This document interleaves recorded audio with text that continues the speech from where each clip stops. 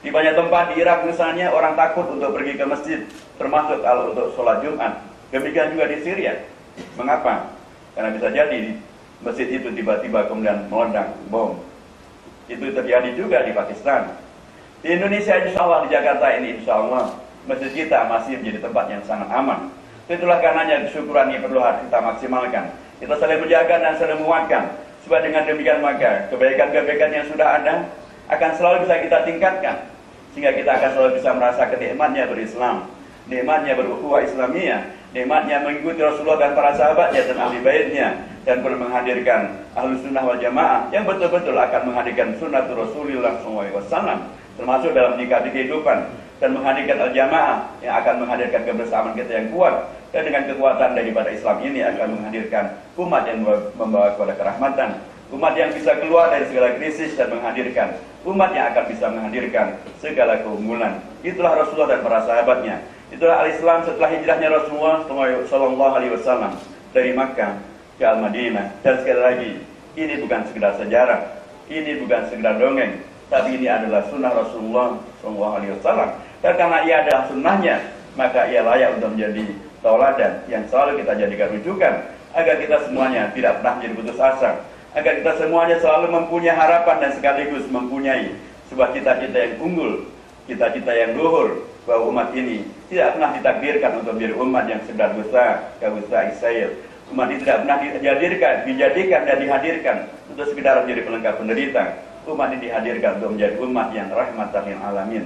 Dan rahmatan lil alamin itu jamaah sekalian tidak mungkin akan bisa dihadirkan kalau kita justru menjadi beban lil alamin. Rahmatan lil alamin tidak akan mungkin terjadi kalau justru kita adalah umat yang justru paling layak untuk dikasihani di seluruh dunia. Rahmatan lil alamin hanya akan hadir kalau kita adalah umat yang bagus, umat yang maju, umat yang unggul, umat yang bersatu, umat yang berukhuwah, umat yang kemudian karenanya layak untuk dibanggakan oleh Rasulullah SAW. Itulah karenanya dalam banyak khutbah selalu saya ingatkan, salah satu daripada kesimpulan dan atau tafsir dari imam besar dari Ahlus Sunnah wal Jamaah kita, Imam Muhammad ibnu Idris Asy-Syafi'i radhiyallahu anhu, ketika beliau mengomentari bahwa seandainya Allah SWT hanya menurunkan surah Al-Asr sebagai tauladan atau sebagai panutan atau sebagai rujukan bagi umat agar mereka menjadi umat yang utama, umat yang rahmatan lil alamin, maka niscaya surah Al-Asr itu yang pastilah kita semuanya menghafalnya, pastilah kita semuanya juga mengetahui tentang maknanya. Maka insya Allah sekali lagi kata beliau, surah Al-Asr itu sangat cukup untuk menjadi panduan kehidupan kita, menjadi umat yang utama, menjadi umat yang membawa kepada kerahmatan.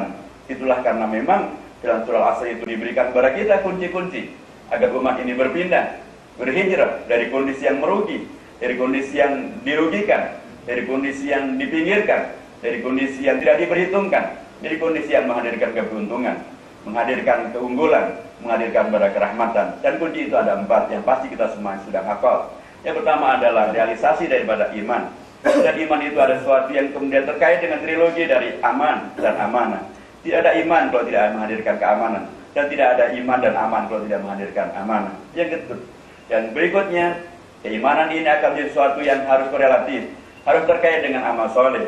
Tidak ada iman yang baik dan benar kalau amal solehnya ternyata bertentangan dengan keimanan kita. Amal soleh menghadirkan manusia yang berkeunggulan. Iman dan amal soleh diharapkan bukan menjadi sesuatu yang bersifat individual, menjadi milik pribadi saja, milik sekelompok saja, milik satu kampung saja, tapi diharapkan menjadi sesuatu yang menyebar luas. Karenanya diperlukan tawasul bil haq. Dan tawasul bil haq itu diperlukan sesuatu yang menghadirkan kesabaran. Karena tantangan daripada kehidupan ini memang luar biasa, sangat banyak. Memerlukan kesabaran. Kesabaran yang membawa kepada keistiqomahan. Karena yang diperlukan buat tawasul bis sabr. Inilah hakikatnya sesungguhnya adalah merupakan hakikat daripada takwa yang setiap Jumat selalu diingatkan oleh para khatib. Seperti yang mudah-mudahan kita bisa lakukan pada siang hari ini. Wa qulu qouli hadza wastaghfiru li wa lakum fastaghfiru innahu huwal ghafurur rahim. Asyhadu an